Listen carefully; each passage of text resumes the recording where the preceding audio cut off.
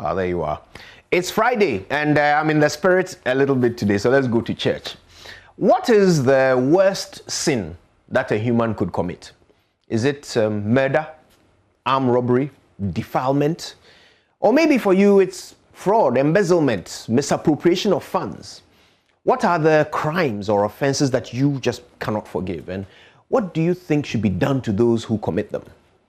Or maybe for you, there isn't one answer to this question. Perhaps you have a top 10 list, a top sin ranking of unpardonable iniquities, each one recorded with a catalog of instances and examples to justify their inclusion in your list. Well, whether you have a list or you have one single favorite, the important thing to note is that we each have our personal code of ethics, and we always take it personal when someone violates our code without punishment. So for those of you who are Christians like me, what does the Bible consider to be the worst sin? Can you point to like an all-time worst? The one sin that even God has a hard time forgiving? Any suggestions? None? Okay, well, maybe it's because there's no such thing as the greatest sin. If you're a Christian, then you ought to know that all sin separates us from God. And he certainly does not weigh one sin to be more grievous than another. Romans chapter 3 verse 23 says, "For all have sinned and fall short of the glory of God." All have sinned. But as is the case with every human activity, we have brought our own personalities to bear on our beliefs. So the things which we consider to be the most unpardonable acts according to our own moral code then become our most unforgivable sins. So if you have ever been robbed at gunpoint, you will be the first in line to vote for armed robbers to receive the death penalty. If your child has ever been defiled, then you would support calls for child molesters to be castrated. Your personal experiences as the victim of a crime will always inform your views on its punishment. This is easy to understand. If it affects you and you have been a victim before, then you are more likely to undergo strong emotions whenever you encounter a perpetrator or whenever the issue is up for discussion. There is, however, one thing which seems to elicit the most violent reactions from so many people in this part of the world. One act which is completely unacceptable in our society. One act which, if caught doing, will probably result in your death at the hands of an angry mob. And that is homosexuality. Now, let me state here before I even utter another word that this message is not to in any way promote homosexuality. In fact, the whole idea that sexual preference can somehow be promoted is rather strange to me, but that's beside the point. Also, the sex acts associated with homosexuality are described as unnatural carnal knowledge, which is a criminal offense in our country. So once again, before I even continue, I wish to state that I do not condone the commission of any crime whatsoever by anyone at any time, okay? Let's move on. A couple of days ago, a location believed to be an office opened by a group of people who identified themselves as LGBTQ+ and whatever other letters was shut down by the police. Now, this came in the wake of widespread condemnation of the existence of this group by Ghanaians. And when I say condemnation, I'm being polite because those condemning them were not polite. There were insults, unprintable language used on air, calls for imprisonment, threats to burn down the office, and downright death threats on social media. As always, I try to understand the perspectives of all the people engaged in this, let's be polite and call it dialogue. But I had questions. Why was everybody so angry? Have they all been victims of homosexuality? Can a person even be a victim of homosexuality? I mean, granted, you could be maybe raped by a homosexual, but that makes you a victim of rape, not homosexuality. But anyway, where from the hatred and intolerance that drove Ghanaians to the threshold of murder? Oh, and I'm not exaggerating when I say this, okay? Read 1 John chapter 3 verse 15. It says, "Everyone who hates his brother is a murderer. And you know that no murderer has eternal life abiding in him." That's the Bible. Now, as a people, we really are rather quick to judge others, aren't we? We are experts at pointing out where others have gone wrong. And it is perhaps our desire to point out other people's flaws that is the root cause of everything we are seeing and hearing recently. Yeah, rape victims hate rapists. Robbery victims hate robbers. And murder victims and their families hate murderers, right? But who hates gay people? Again, I'm not promoting homosexuality here. I am merely asking, why do we hate them so much? Is their sin greater than the lies we tell? Is their iniquity less forgivable than the money that these public officials steal from us? Is their gayness worse than your bribe taking? Will their sexual acts land them in hell faster than your cheating will? The Bible actually says no one sin is greater than another. Romans chapter 3 verse 23. For all have sinned and fall short of the glory of God. And our sins, however big or small, make us equal offenders before God. James chapter 2 verse 10. For whoever keeps the whole law but fails in one point has become accountable for all of it. That's the Bible. And even though we may pretend to be better than others, God knows that we are all sinners. Again, Romans chapter 3 verse 10. As it is written, none is righteous, no, not one. So why do we hate their sin so much? My dear friend, we have all fallen short of the Lord's glory. So my suggestion, just a suggestion, is that we save the energy that we spend on intolerance and apply it to repentance. Let us work out our own salvation with fear and trembling before we go working out the salvation of others, okay? My name is Kojo Youngson, and I am not without sin, so I cast no stones. Good morning, Ghana.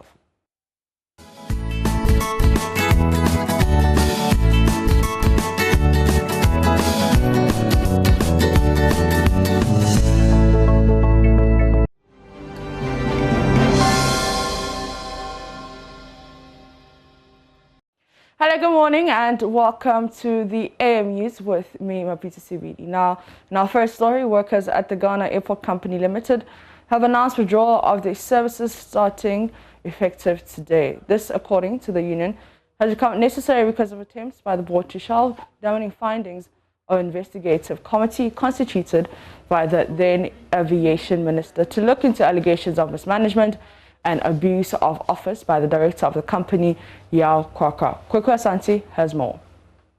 The Ghana Airport Company Limited Divisional Union of Workers will from Friday morning withdraw some services as they embark on an indefinite industrial action in their quest to get the managing director of the airport, Yao Kwakwa, removed. Affected services will include screening of pre-board passengers and access control, fire safety cover for all aircraft, as well as flight display and public announcements. These are services which, if withdrawn, could cripple the airport. According to the union leader, Abdul Isaka Bamba, who spoke exclusively to Joy News, the managing director of the Ghana Airport Company Limited, Yao Kwakwa, is deliberately mismanaging the airport in his bid to pave way for its privatization. The past year, we had issues of privatization and mismanagement leveled against the managing director of Ghana Airport Company Limited. The issue of privatization has been in and out until the board chair made categorical statement. The then sector minister made the same statement that the government have no intention of privatizing the company, of which we are grateful to the president and the minister. Unfortunately, after that pronouncement at our meeting, the managing director doesn't want to leave that issue. He is still pursuing it. What interest he has, we are yet to know. The union made a number of allegations against the MD of the company, prompting the board to institute an investigative committee to probe the matters some months ago. But the union is claiming that the board is shelving the report of the probe because it implicates the managing director. The committee finished its job. The report was ready after about a month ago. As we speak, contrary to the belief we had, we still don't have a copy. Even General Secretary PSW has been following up to have a copy. They don't want to give the copy to him. Now, the board is still keeping the copy, which we are holding the board chairperson responsible. Mr. Bamba also indicates that the managing director is packing the top management of the company with retirees on contract, a situation, he says, is damping the confidence of other employees. We are demanding that the managing director should go. We expect that all those retirees should go with him. All those retirees should go with him. Those retirees, I'll give you their names. But you can find out from the management why they are still at post. The director of security is a retiree. He is called Mrna Vaccines. The group executive procurement is a retiree. Mr. Fianco is there. Director projects is a retiree.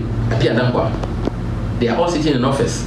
I think staff need to know what special skill do they have that they can never be replaced. Now, for once, since GCA, that's Ghana Civil Aviation Time, up to Ghana Airport Company, managing directors have never had special assistants. For now, we have one for the managing director of Ghana Airport Company. What he does, we don't know. Another retiree. And we are spending money on this, and the important things for the company are lacking behind. According to the union, there are a number of statutory deductions which are in arrears at the company. Contracts are signed, the proposals that are brought in by the service providers, by the time the contract is signed, the figures, instead of it coming down, rather increased. And I'm going to give you a few examples and you will understand where we had issues. Now, if we take a company like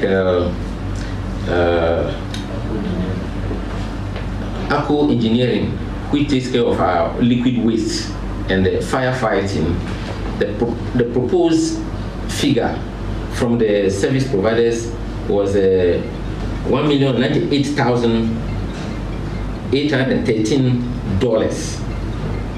Meanwhile, by the time this figure was signed, instead of it coming down, because we expect that any normal person will beat down the price, it rather shot up.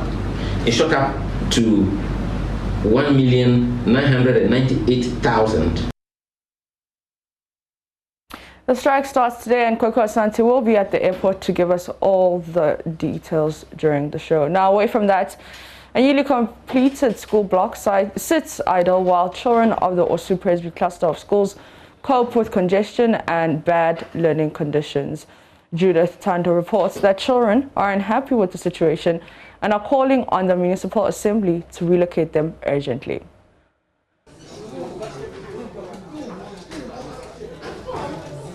Students trying to get some respite from heat.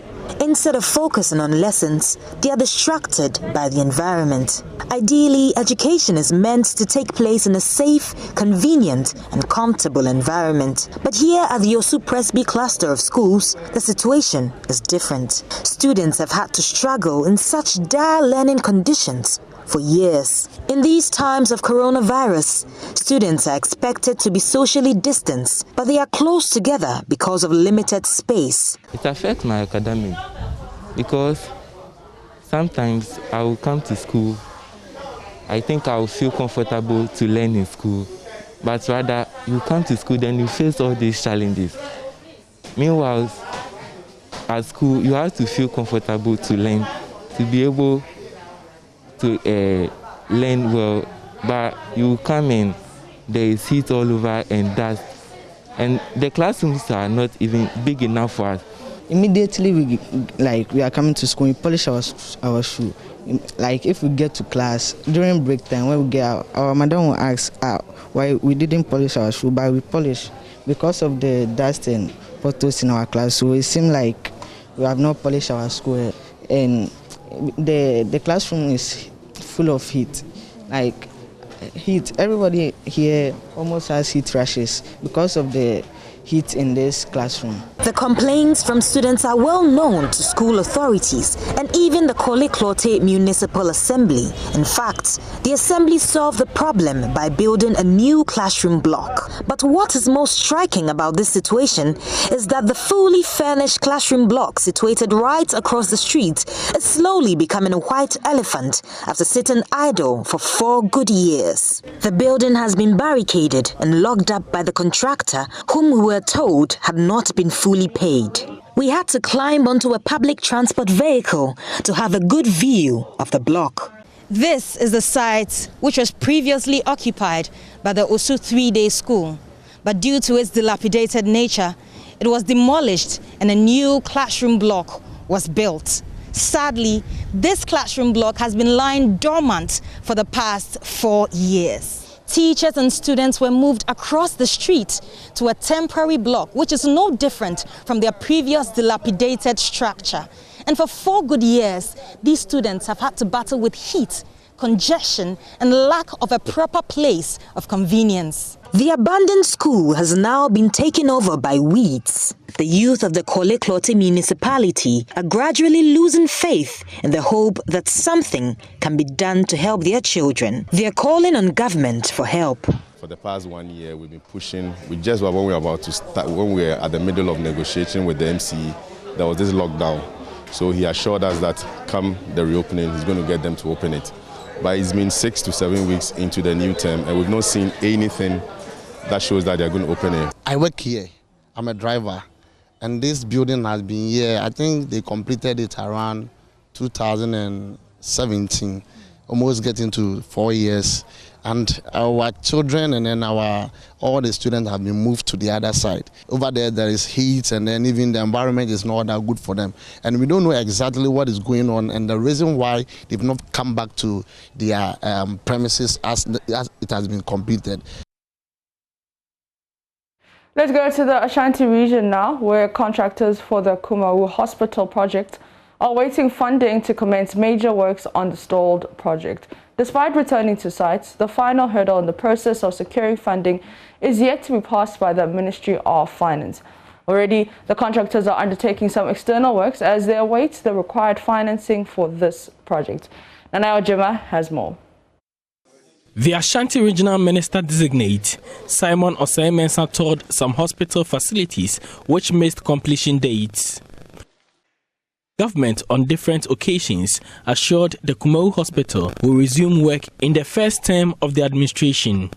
Here is the then Health Minister, Kwaku Agyeman on one of the occasions. End of the month, they will mobilize to site and start working seriously in that place.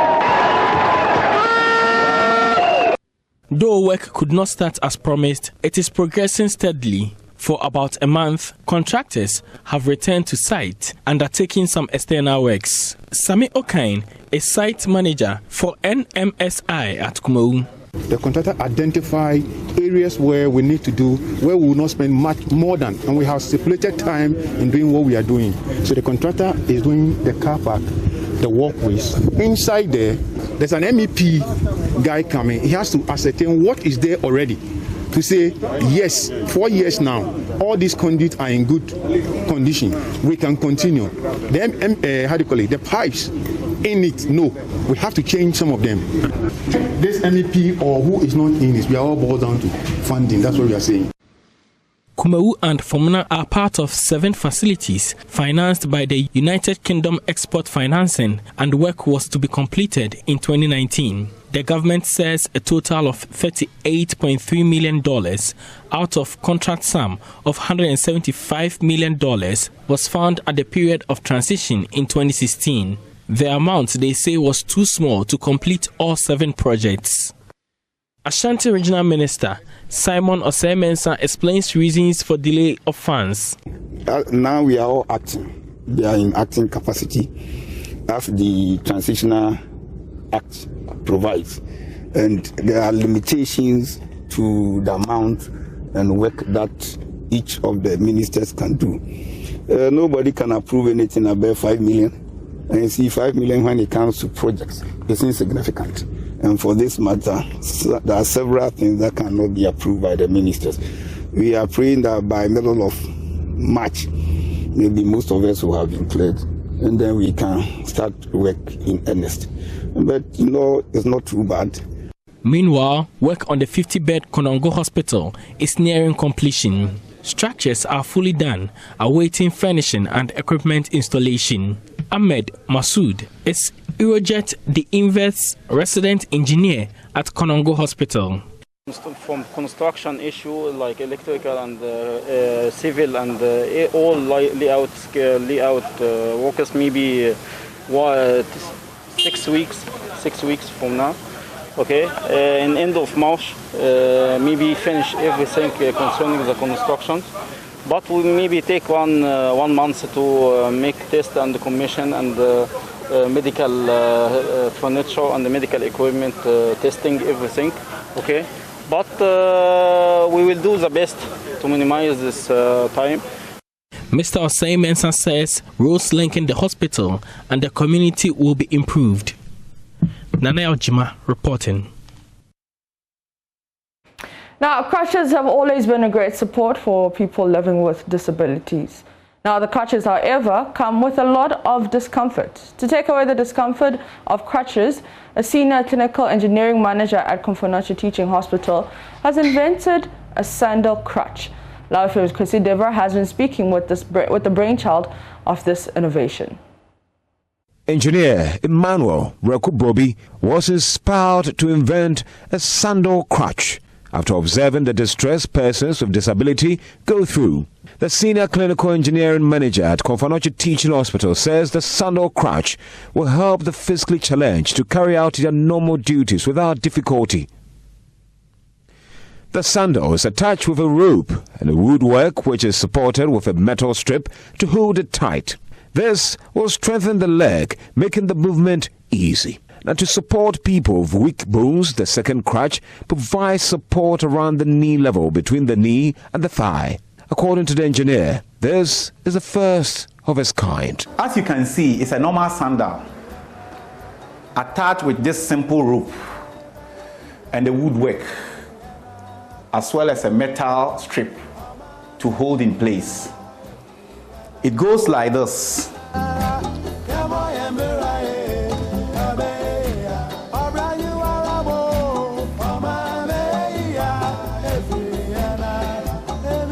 We all know the difficulty associated with those with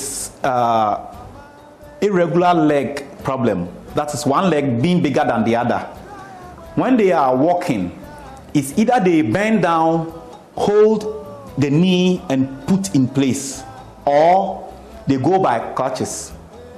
So to take away the discomfort of that, this help to strengthen the leg, and then the movement becomes so easy, just like I'm doing.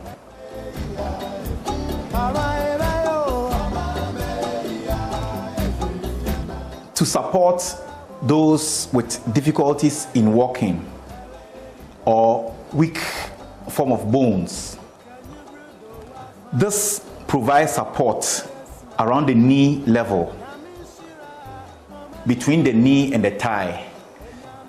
It goes with this walking stick.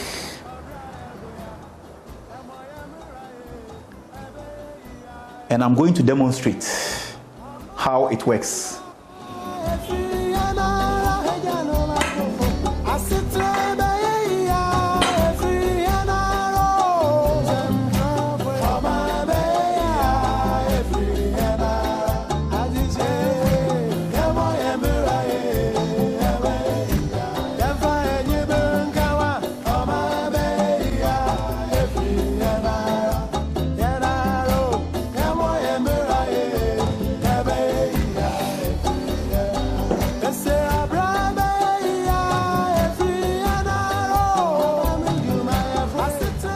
This is how it works. Again, it's a first of a kind. First ever to be made. With this entering into a car is a bit easy. Climbing of stairs is very easy. And also going about your normal duties in your house is also very easy. Reporter for Joy News, Kwesi Deborah. That's it for the AM News with me, Mapita CBD.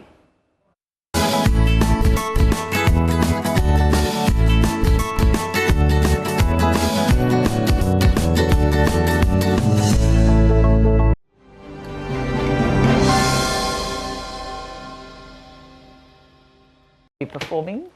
Maybe a rapping competition. Do you Maybe dance? when she comes in, I could. You dance? Oh, I dance. Ah. I said prayer. So you can beat me to it? I'm not necessarily saying I'm not the best dancer, but I can spit. You know what I mean? I can flow. Yeah. But you said spitting is when you're rapping, when you're dropping. As you say, associated with dancing as well? What do you say? Maybe the dancing part, you can take it. I'm not so sure because I've never really seen your moves on the show. I've never seen you really nail it on the show. It is usually yours truly who tries a few things. And so you want us to do something one of these days on the show? Yeah. Are you throwing a challenge? Are you putting your dance skills where your bragging is? I will save it. I will save it because you're not confident like you've been preaching. So, no. But let me ask you this. When you hear the name Owahene, what comes to mind? Please, I come from Anglo Gaidodo. Okay. Yeah. Ernest Owahene Nane Champong. Oh, you're talking about Jackie's father. You know? Jackie I can't help it, but famous daddy. Link her to, because just having her on the show today, it got me thinking about the Lumba Brothers and the Split DL now, and Nane Champon is one of my favorites actually. So having her come on the show, I'm getting not goosebumps maybe, but I'm already so excited to see. It's fascinating that she's doing the fusion, the Afro fusion kind of music, whereas her father did the high life. Yeah. Well, hey, okay, it's finally she's Friday. tapping into what her father did, adding other things, and making it into something more new era, new school kind of. You don't have to be your dad, you don't have to be your mom, you have to be you. And I'll tell you what, young as she is, the waves she's making within this, that's what really gets me. I mean, the fact that, wow, she's taking this up and she's saying, I'm not necessarily trying to be my dad, I'm myself, and I'm doing all of this. I mean, big ups to her. I can't wait to hear from her. She has a fantastic voice, I love it. Okay, welcome to the review segment. We've got the newspapers. We will also review myjoyonline.com. So let's just dig into it. The Daily Graphic newspaper is what I'll start with. Front page. Oh, here's the banner headline. Tourism revenue. Government targets $5 billion in 2 years. Dr. Wow reveals adverting. That's a very, very... ambitious? Exactly.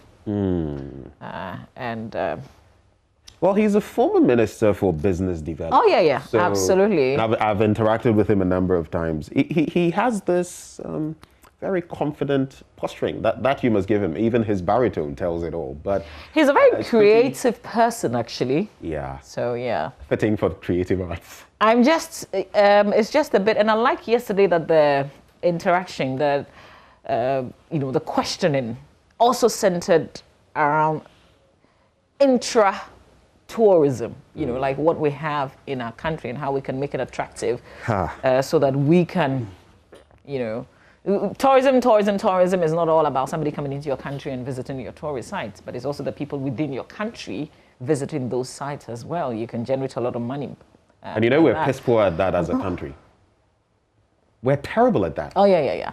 It's not just, traveling abroad, do you want to blame us? You would do you want to blame us? Yes. Do you want to blame us? I do want to blame us. I don't want to blame us so much. See, yesterday, Joe Wise said something about Mauritius and how something ordinary, okay, but the way they package the thing, your expectation is really high. But in Ghana, and he used the paga, the crocodile pond, and says, like if something can be just packaged in a certain way so that the thing, not seen the inside, but when you hear the thing, you're expectant. I'll tell you what, we're diabolical. Our hotels are so expensive, Ben. You see, we can do something about that. If the numbers were coming through, the system could force the hotels to peg down their prices. You would always have, the most popular names don't come to mind, but you would always have those hotels that have, pegged their fees or their rates at very high levels. That you would have. But I'm feeling we're diabolical. We are not so creative. We have so many things in this country and it's impacting. Look, one of the simplest things, like you said, You've heard about King Arthur and the Knights of the Round Table and that sword that was in a stone and all of that, right? Myth, if you like. Look at what the West has done with it. Even till today, movies are made around that. Put that side by side with what we have, Okomfo Anoche's sword. Oh, Charlie. In that same idea, but we actually have the thing there. Yeah. Last time I shared with you, I don't know whether it was late last year or early this year, but a friend went to that site. She's working in, the Kumasi area. So she just decided to go there. She was so disappointed. She actually called me and said, look, the place was overgrown with weeds and all of that. I hear later the place was tidied up. But you see, that is our lack of taking advantage of these things. I go to places where they use the basic things and make so much out of it. Here we have them and we don't even know what we're doing. But I'm surprised at the sword though, because this show has been there. I went to Kumasi and we visited, so we took a shot and we told the history of it. To think that they allow the place to get weedy, and even that's then, very surprising. What we are doing with that place, that one there, nothing. Is way less than what we could actually nothing actually. Nothing actually. The Kwame Nkrumah Mausoleum. Like him, hate him, we could do so much with that. There's this place, I always forget the location, but it's up north, and it's where Kwame Nkrumah used to go and just get away from everything, a getaway for him, and rest. Whether for politics, whether for diabolical reasons, we've let that place to go rot. Some other country would make a museum out of that place and raking hundreds of thousands, if not millions of cedis or dollars. Yeah. So trust me, it's all in the head. So we hope that he can bring some real revolution to the sector, so that it's not just a name. How do you feel about a studio, film studio or whatever, $25 million worth of it? Those things they say, I don't know. Maybe it's because maybe I don't have expertise there, or I haven't sat down to think about it properly. No, I've been thinking too. I feel those too, things are not necessary, really, because we've got lots of studios already, and people work with different engineers. I don't know what the thinking of this. Mega scale. Maybe you're thinking of something like the Disney studios and all of that. Actually, if you asked me to, let's not go and waste. Let's even waste. There are the basics that we should be doing. Exactly. All right, let's tell you what's in the rest of the stories. It's Dr. Awal that's taken a bit of our time because of the tourism sector. He appeared before the vetting committee yesterday. And the Center Spread Intercity STC launches new driver training facility, CSIR, to focus on private sector-driven research. Okay, and then Casapreco Gandor begin exports under the African Continental Free Trade Agreements. Oh, that's impressive. Casapreco successfully exported a 20-footer container of alcoholic beverages to South Africa by air, while Gandor Cosmetics also shipped a 20-footer container of cosmetic products to Guinea by sea last month. We have to continue like this and just increase. On the back page, Ablekuma Central Assembly pulls down buildings at Aboso-Kai. There are 6 residential structures within the Aboso-Kai spare parts markets that have been demolished allegedly by the Ablekuma Central Municipal Assembly. The exercise is said to have commenced at about 3:30 a.m. yesterday dawn, rendering more than 35 families, including children, homeless. Daily Graphic got to the scene, and they report that a 3-bedroom house, mud house, and 3 other concrete structures had been razed to the ground.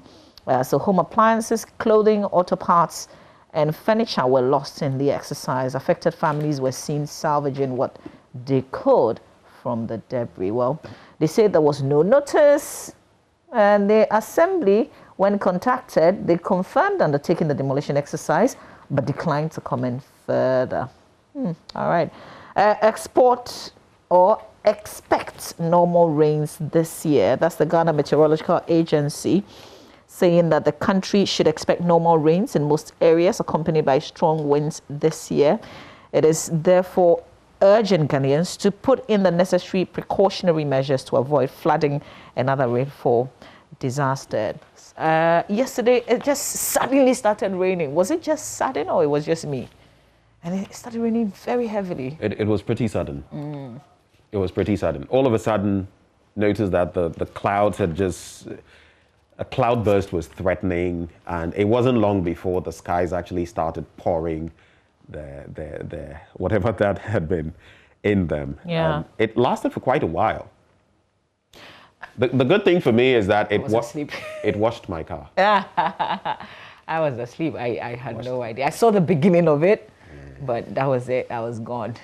But it was pelting. And one thing I noticed going through certain parts of Accra was that, you know, because our gutters are choked and all of that, so when it rains, it just scoops up all the rubbish, brings it onto the streets, and it's just... That's our daily bread right there. Oh, I missed one headline. I shall sin no more. Dominic Ayine assures Supreme Court. That's a former Deputy Attorney General, also a sitting member of Parliament, who scandalized the Supreme Courts in relation to this petition. And he's now a free man because yesterday the court discharged him after it had struck out a contempt of court charge against him. Thank you, Supreme Court. Okay, that's it for the Daily Graphic. I have quite a bit to talk about from the Ghanaian Times newspaper. Supreme Court discharges Dr. Ayine, convict 32, to spend 63 years behind bars. An $84 million Pukwasi interchange nears completion. Project to be ready in April. Yesterday, I did the story about this convict and the woes of convicted gangster Prince Edu, who was caged for a total of 39 years by the Hull Circuit Court for 2 robberies he committed in Hull, was aggravated yesterday when the court slammed him with an additional 24 years for a similar offense. So now, from 32 to 63. It means this one, Senyamia Mema, if some president doesn't exercise his prerogative of mercy, you're going to be in the can for... But this is somebody who's been there, done it. No, so he had committed one crime. And... Convicted. No, so he wasn't apprehended at the time. It was another colleague of his, I've forgotten the name from, I think Benchi or something, who was apprehended. And even that one, when he was released on bail, he went and committed a similar offense. And this gentleman too committed another offense with a fake cork gun on, I think, an immigration officer. And now they've both been apprehended. So I was just coming to the reform bits of our prison system. But, you know, when we talk about our prison system, already is choked. So we can't even begin to talk properly about reforms. Because if you have somebody go on remand and come back and commit a crime, I'm not saying that you can have all of them reform, but what happens to those on remand, particularly? What happens within the time when they are sent there and when their cases are dealt with? Are they just hanging in there, or we actually have something for them? That brought to bear the Justice for All program and all of that too. Yeah, but the one is just speedy. Exactly. But it appears it's still not speedy enough. But I'm talking about whilst they're holding you there. Yeah. Are there programs towards reformation, or you're just sitting there waiting? You know, Yeah. Because otherwise, But if you've not been convicted, you know, it's still a dicey situation because per what the law says, you're not guilty until proven guilty. Yeah. So maybe starting reform from that end might be a bit... No, because, you know, in the system that we have, people can be on remand for years in some cases. So if you're just there and you know you're not guilty, but you're in prison anyway, or you're being held, then what are we doing with you? Yes. Maybe we can have a conversation sometime on this. Now, the Minister Designate for Works and Housing, Francis Asenso Boakye, has pledged to complete the Saglemi housing project. I feel very positive about this, but then again, is it another $25 million studio promise that is being made? Looking at all the hurdles that his own administration has either had or put in place with regard to... I have a reservation about this sector. You're very positive, which is very good. You know, the Minister of State, what's her name is not coming. She was vetted yesterday. She used to be deputy under, you know, the previous substantive minister, Frida Prempeh. Yeah, she was deputy. Exactly, and now she's Minister of State. She's not the substantive minister. And in the structure of things, she is lower than Asenso. She, yesterday, and I've encountered her on several occasions, because you know the Habitat Fair that we do every year. She is loaded with experience. Yesterday she was humble. She said, little experience? I don't think so. And when she was explaining the matters related to the sector, particularly on housing, she has a lot of knowledge and she's gathered a lot of experience. I don't think she should be Minister of State. I think she should have been substantive minister, and that's just my view. You don't feel she should have been the Minister of State? Right. And, you know, as it is now, because you feel she should have been retained I think she should have been the substantive minister, because she's an incredible person and she's very knowledgeable in this area and the things that she expressed, you know. And for continuity's sake, and sometimes you can make a greater impact when you have somebody who's been there, remain there, you know. But hey, who am I? Like I'm appointing authority. Guess what? You're not. Neither of us is. On page 6, man survives 14 hours in ocean clinging to sea rubbish. I don't have enough time to, but it's an interesting story. When you go to the middle spread, COVID-19 vaccination is free of charge, NCCE, and then Ghana edged Cameroon to progress in CAF Under-20 Championship. We actually beat them on penalties 4-2. Other papers? Yeah, the publisher, the Ghanaian publisher, we're familiar with almost all the headlines, but there's this other one.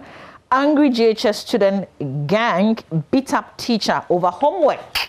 And the story is on page 2. Is that a teacher of Kromas 2 Junior High School at Nungwa, a suburb of Accra, has incurred the wrath of a final year student of the school for punishing him over his failure to do his homework. The aggrieved student, sources say, ran home after he was punished, gathered his gang in a sprinter bus and stormed the school to attack the teacher, leaving the teacher with a face wound. The teacher, who was rescued by his colleagues, was immediately rushed to the Lekma hospital where his wounds were stitched and later discharged.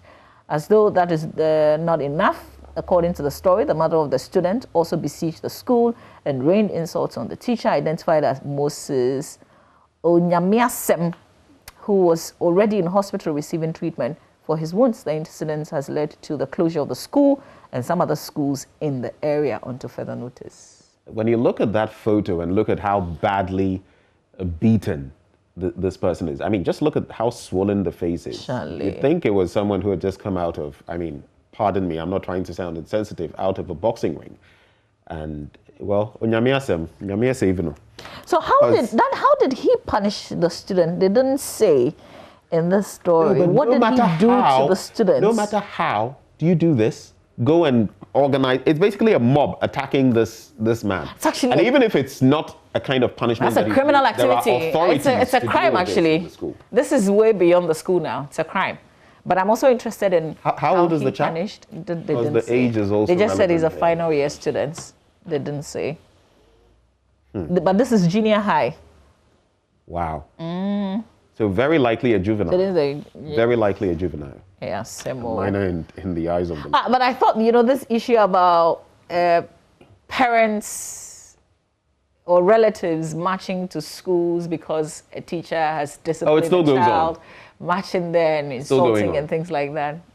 Even on the back of the so-called provisions about not caning and all of that, you know, these things are going on in different ways and in different places. So yeah, similar. Very quickly, the Finder also has most of the stories we've done, but I just want to take a look at this one.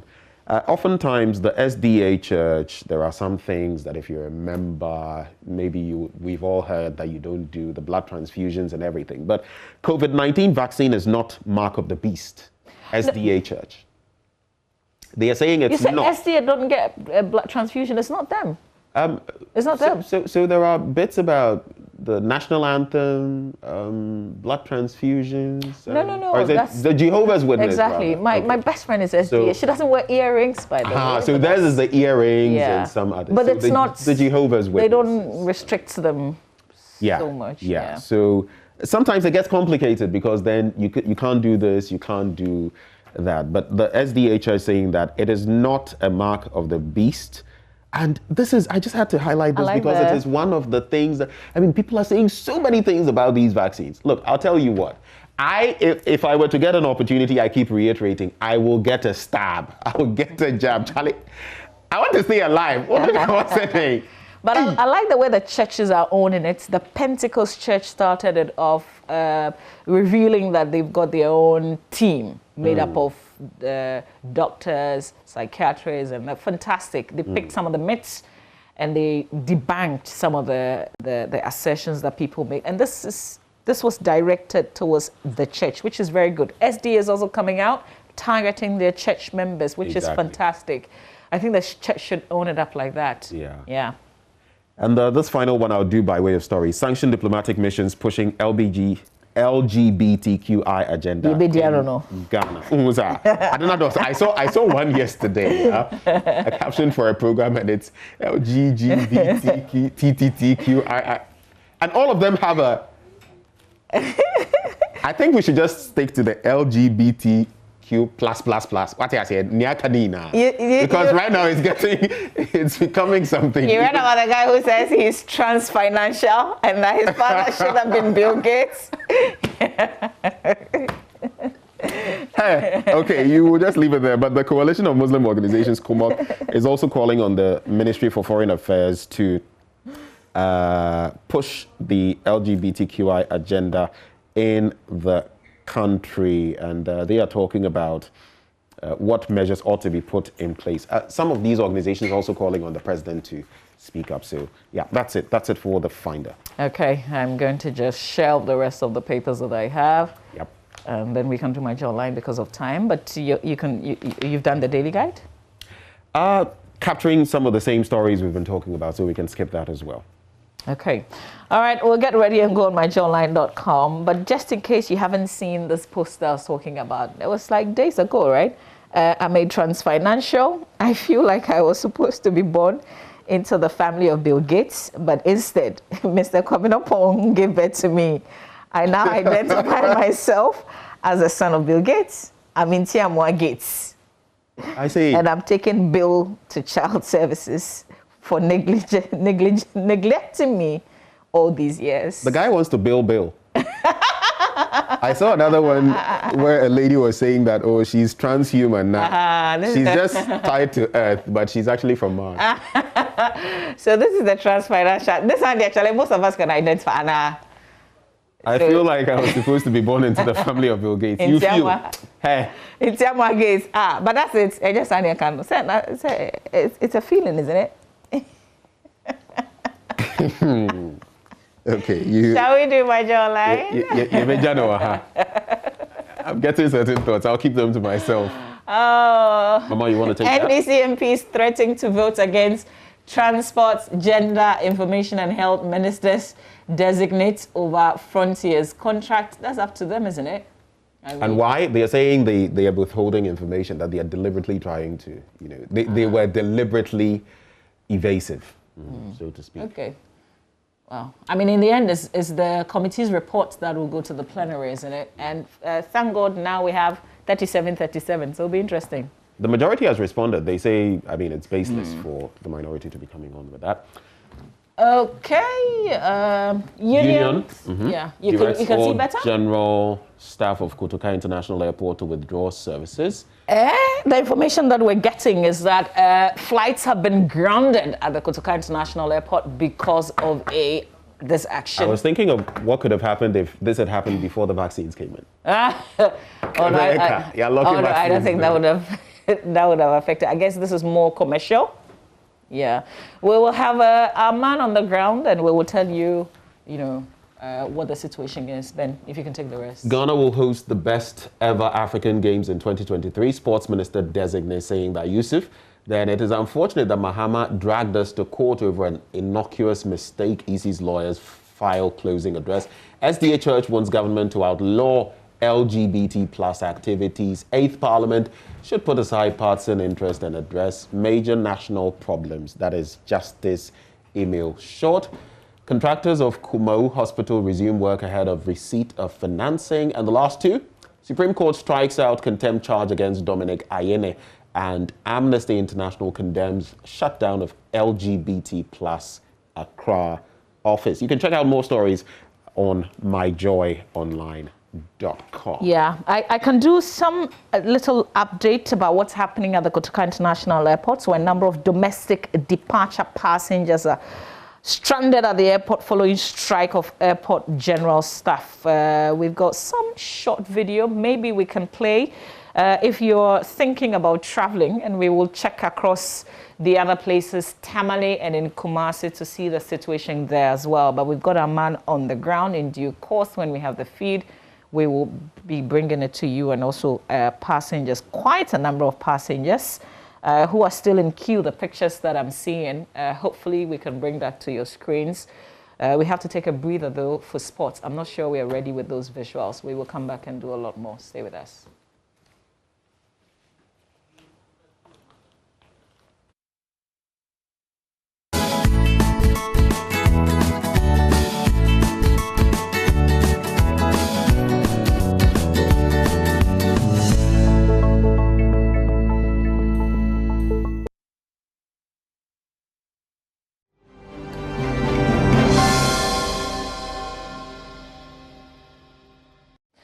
Well, before we bring you sports with Oreko and Pofo, we just want to get some updates on the situation at the Kotoka International Airport. We understand that workers are striking, so flights have been grounded, passengers stranded. Kweku Asante is our man on the ground. Kweku joins us with some news.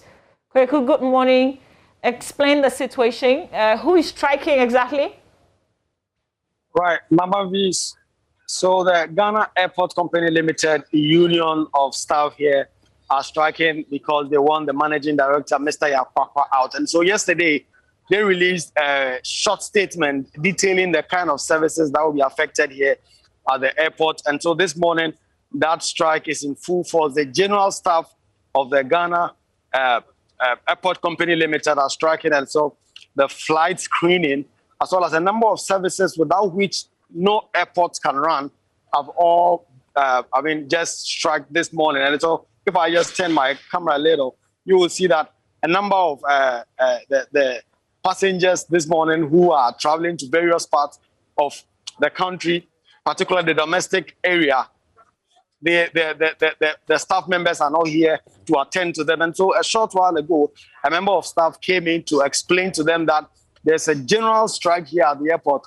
And until some of the challenges are resolved, they are not going to take care of them or take any measures or steps to allow them to take their flights wherever their destinations may be. And most of these passengers who are here were very much oblivious of the fact that there's a strike action going on this morning, waiting for some explanations. Some of them even asking what exactly the challenges are and what exactly is forcing them to strike and what time will they be back to attend to them. And according to this staff member who spoke to them, they have no information in terms of what exact time this strike will be called off for them to return back to their posts and attend to them. And so a number of, if you come to the domestic part of the Ghana Airport Company Limited here at Airport, Accra, a number of people who are attending or traveling to various parts of the country are stranded. They are holding their bags. They don't know what next they're going to do. I spoke to some 3 young men and a woman a while ago who were telling me that yesterday they came here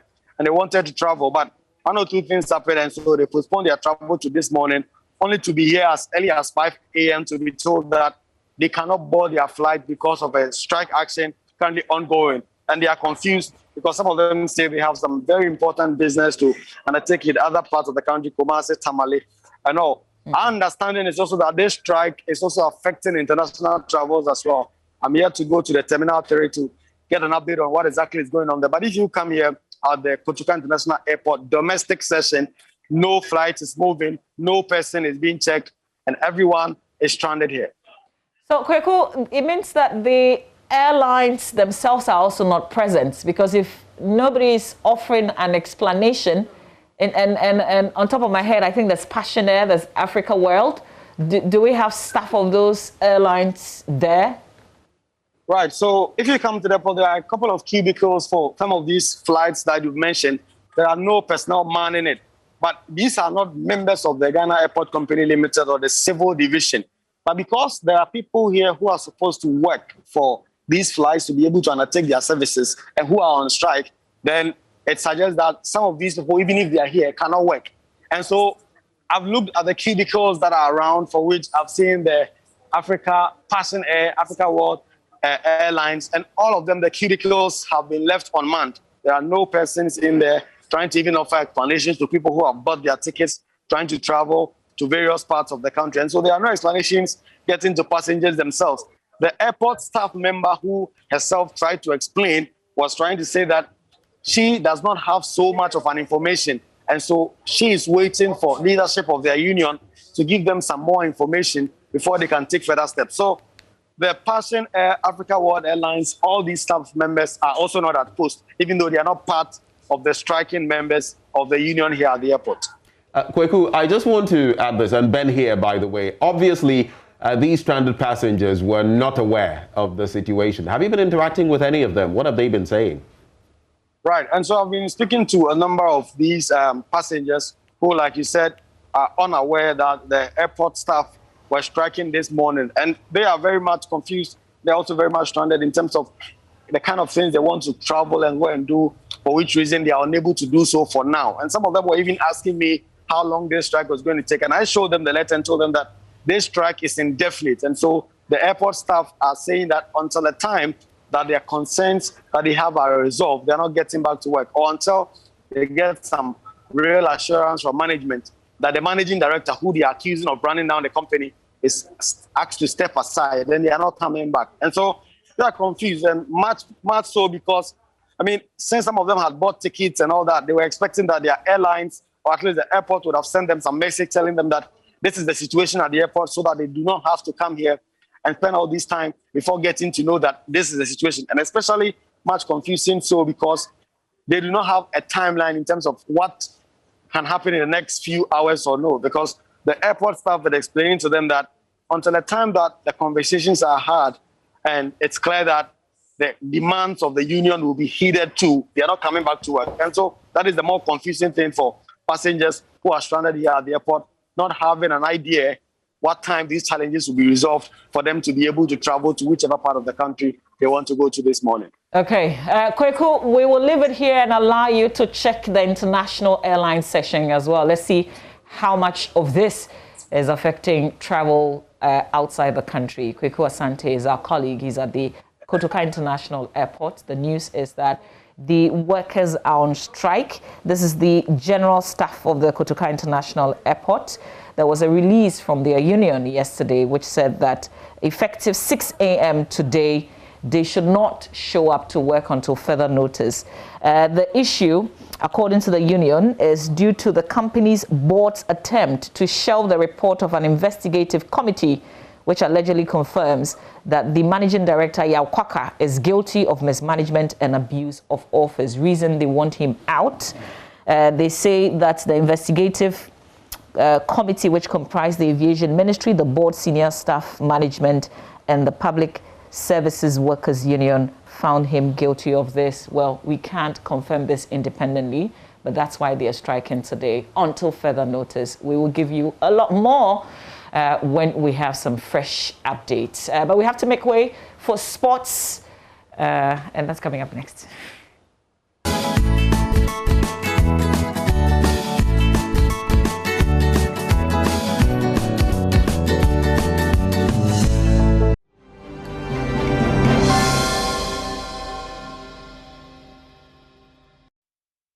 Hello, good morning and welcome to the sport here with me, Oreku. Well, it's been all smiles in the last 12 hours or so, and that's because Ghana is in the last 4 of the Under-20 Africa Cup of Nations after a 4-2 penalty win over Cameroon on Thursday evening. The Black Satellites were held at a 1-1 draw at extra time and had to navigate their way through success from 12 yards.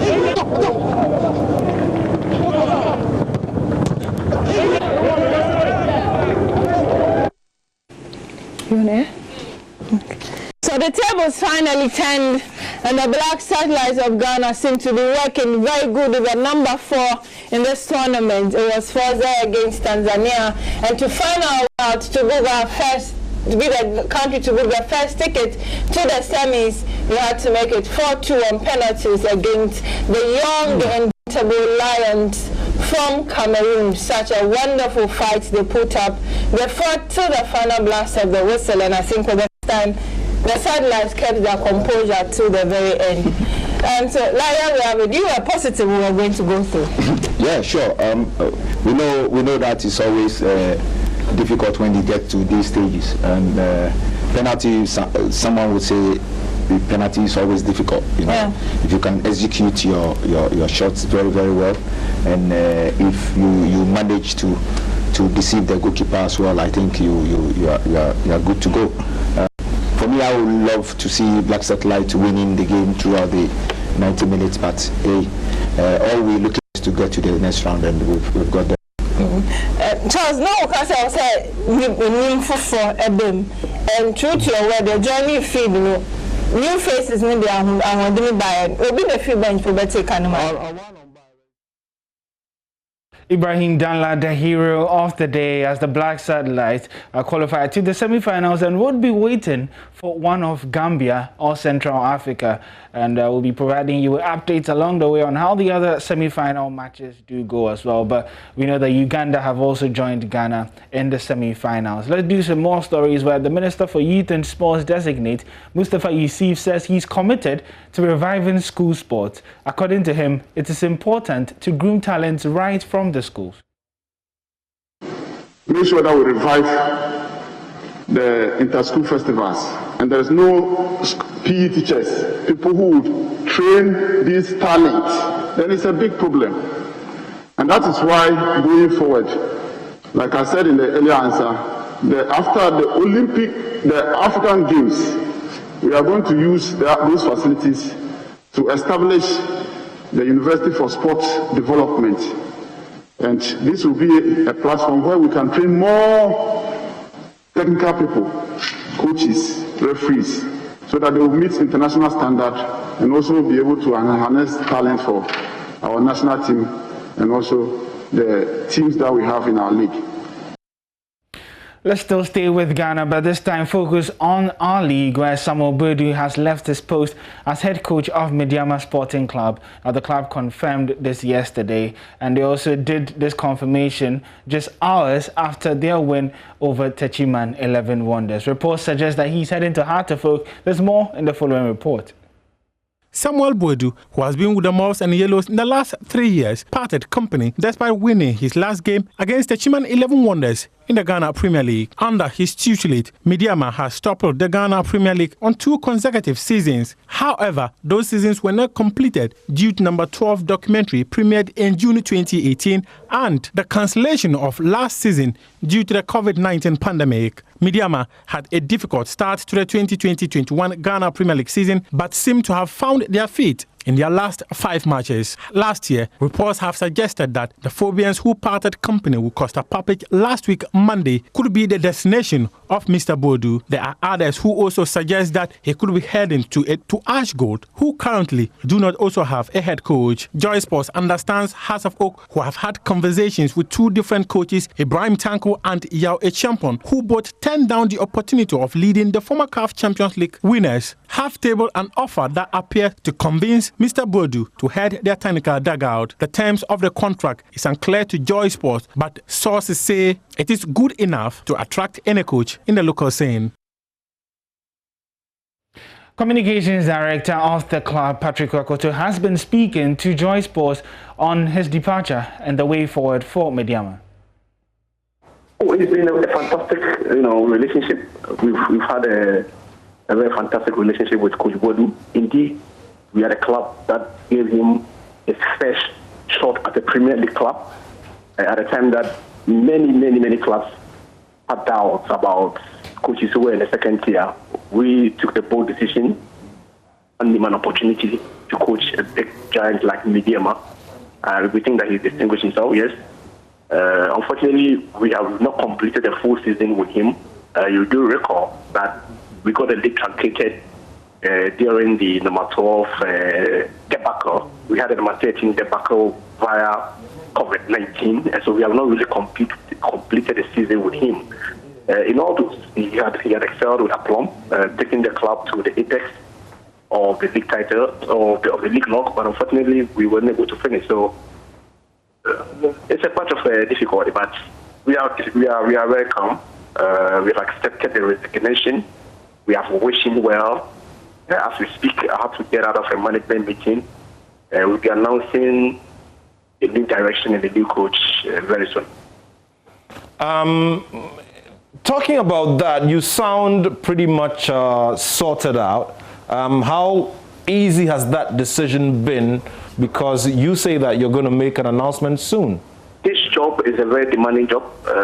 Many coaches have slapped in the application. You will be amazed at the number of applications that we've received right from last night when the coach tendered his resignation. I struggle sometimes to understand how they even got to know that he was going to resign. And so a lot of high-profile coaches in this country and abroad have all expressed interest. But of course, we are always a very professional club. We are clear in our mind the direction we want to take this club.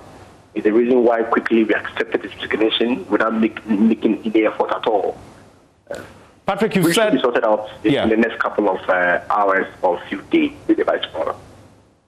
Okay, so if I get you clearly, you're going to make an announcement of the substantive replacement for the coach tomorrow.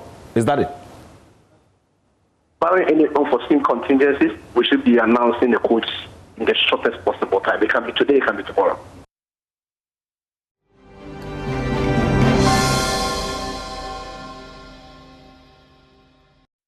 Welcome back on the AM show. Thank you so much for your company. At this point in the show, we dig into COVID-19 matters, specifically with regard to vaccination. All you need to know about vaccines and your immune system, that's the discussion we're having currently. And let me just let you know off the bat that you can call into the program, share your thoughts, your concerns, your questions, and let us know what is on your mind. The number to call 0302 211 691 extension 2. You can also reach out to us on social media with all your thoughts with the hashtag AMShow. Let me at this juncture say a very good morning to Dr. Yaube Diakon, who joins us via Zoom. Doc, good morning. Good morning. Pleasure to have you join in for this discussion. Let's start from here. One of the things I am seeing coming up, a lot of people being afraid of getting vaccinated. In fact, in Nalerigu, some students have been sharing how they feel, scared of taking the vaccine because their parents have told them the contents of the vaccines might cause harm to them or even death. So let's start from here. What goes into these vaccines? What are the ingredients, the contents of the vaccines? All right, thank you, Benjamin. A vaccine is actually pretty simple. Basically you have your antigen or whatever it is that is going to try to induce the immune response. And then you may have some sort of an adjuvant to try to enhance that response, and then you have probably like a preservative, because obviously you don't want the vaccine to go off too quickly. So it's usually a very simple mixture. Different vaccines will have slightly different components, but as we've said repeatedly, every vaccine is extensively tested. So they have proven to be safe before they are released on the market and are administered. Currently, I think in terms of children, currently the vaccines are actually we're not using the vaccines in children under 16. I think in fact in Ghana currently the guideline is 18 and above. So currently parents probably need not worry. There are a few trials in the UK right now in children under the age of 16. Once that data is available, the Ghana Health Service will likely adjust their recommendations. But for now, I mean, regardless of that though, I mean, everybody should remain confident that these vaccines are safe. There is nothing within the vaccine that is going to harm anyone. Okay, so from what you scientists will call mRNA and lipids to salts and sugars. I mean, these are the general components of some vaccines that we know of. And we can talk about the Modernas and the rest. But I want us to hammer on that point, because some people are thinking the contents of the vaccines could be detrimental to our health here in Africa. So are these the general things? I mean, some of the things I've mentioned, the salts, the sugars, the lipids, are these the things we should expect to be in these vaccines for COVID? Yes. Like I said, vaccines, there's actually not a huge amount of stuff in a vaccine. What you are referring to, lipids are basically like fats. Sometimes you need lipids in order for material to cross a membrane or to stay in a certain formation in a solution. You mentioned mRNA. There are certain vaccines, Pfizer and Moderna, that are mRNA vaccines. That is just a little bit of genetic material that is going to allow the cells to produce the spike protein that is on the surface of the SARS-CoV-2 virus, and so it stimulates your immune system. The AstraZeneca and Sputnik 5 vaccines also contain genetic material, also contain RNA, but in this case, the RNA is within a viral vector. So it's within a harmless virus that is going to enter the cells and then is going to cause the expression of these proteins. So it's, you're actually trying to achieve the same thing. All you're trying to achieve with a vaccine is to allow your immune system to recognize the SARS-CoV-2 virus. And there are a number of different methodologies to do that, but they all typically result in the same effect. And like I said, these are all safe. They have been carefully tested. And there's, I think the mRNA, there's the concern about will it change your own genetic material? That cannot happen. The RNA is purposefully unstable. So once it enters and does what it's supposed to do, it's disintegrated. It's not going to hang around. The AstraZeneca and Sputnik 5 vaccines, like I said, they're within harmless viruses. Those viruses also will be unable to establish a full infection, and so will also be lost. So pretty much after about probably no more than 21, maybe 30 days after your vaccine, there's really no residue. There's nothing left from the vaccine except what we hope is a stimulated immune system.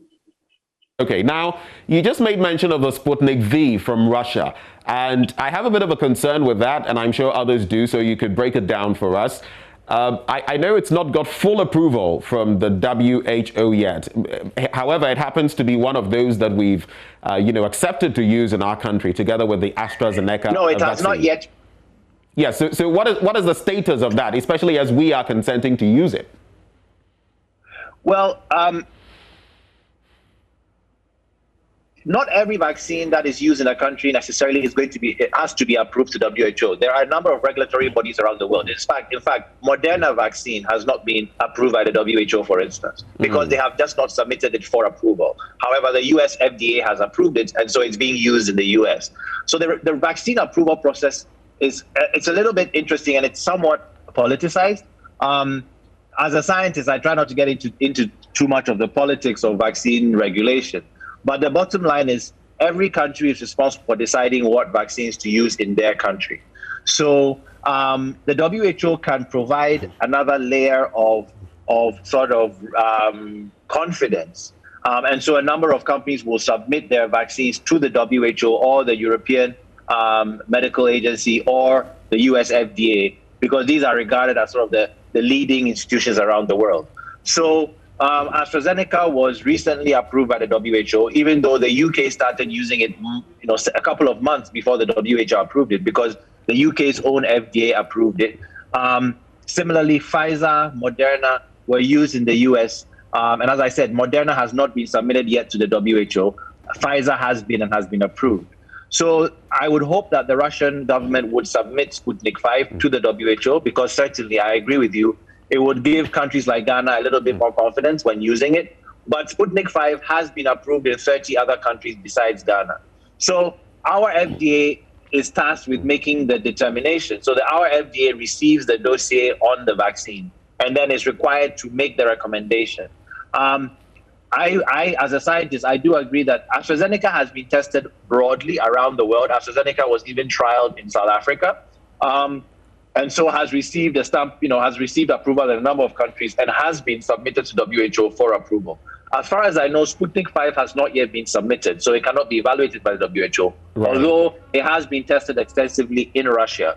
But of course, we would like to see, and we would hope that our FDA and our Ghana Health Service would push, since we are purchasing Sputnik 5, would push for continued evaluation of it outside of Russia. The evidence from Russia is very strong. It's 91% effective. It was tested in well over 20,000 people. But of course, those were largely Russian people. So as it is being now rolled out in a number of countries, it's in 5 African countries right now. It would be great if that data was made available just to provide another layer of confidence about the efficacy. The safety, I believe, is not a concern at all.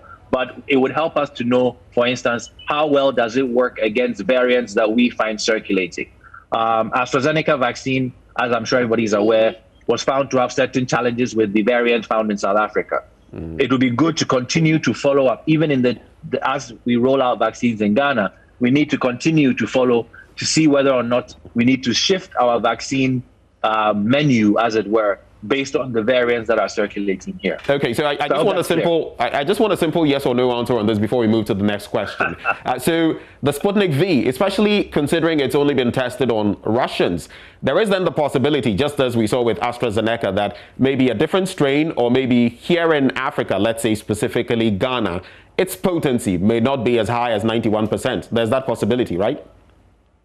Yes, there is that possibility. But I would also add, there are certain variants in Ghana that AstraZeneca has not been tested against. So there is a possibility that even AstraZeneca would have reduced potency in Ghana, which is why it is incredibly important that we collect this data as we roll out this vaccine, so that if we need to adjust our strategy, we can do it very quickly.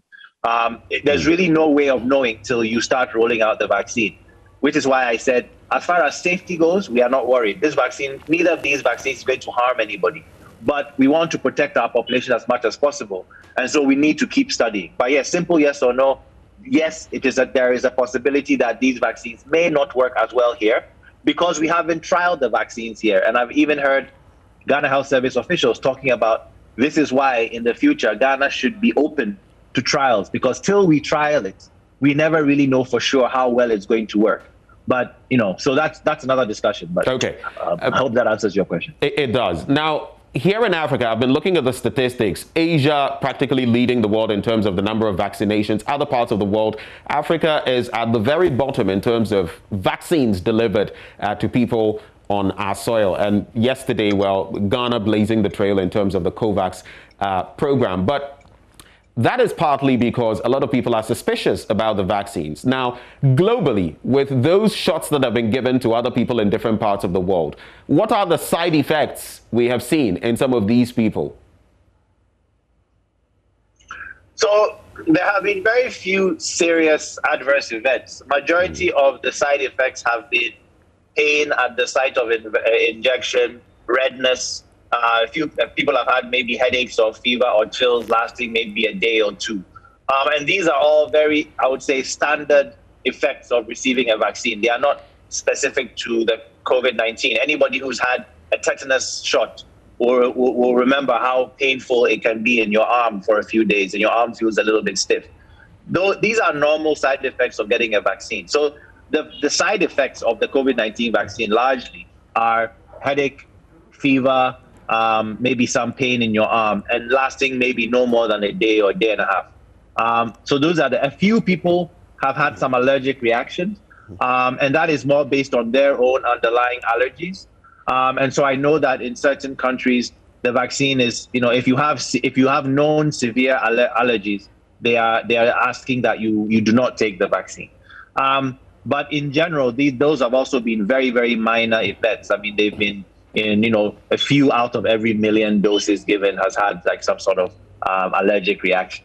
So it's highly, like I said, these vaccines are largely very, very safe.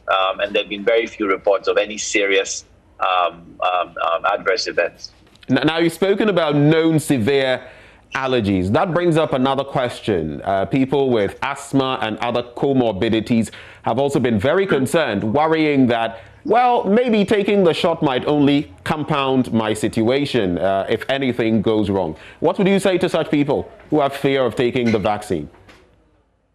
Well, as far as I know, there is no evidence that people with asthma are contraindicated. In fact, asthma is a known risk factor for COVID-19. So people with asthma would actually fall into the first category of people who are going to be offered the vaccine. They are at increased risk of severe disease from COVID.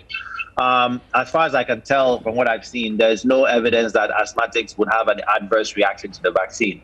The allergies we are referring to are different allergies, sort of more severe allergies. Besides, asthma is not your classical sort of allergy, as it were. But anyway, asthmatics, I believe, should be clamoring for the vaccine because they are at increased risk of severe consequences if they actually got COVID-19. So if someone is an asthmatic, I would actually recommend, of course, in consultation with your clinician, but I would recommend that you take the vaccine. Right.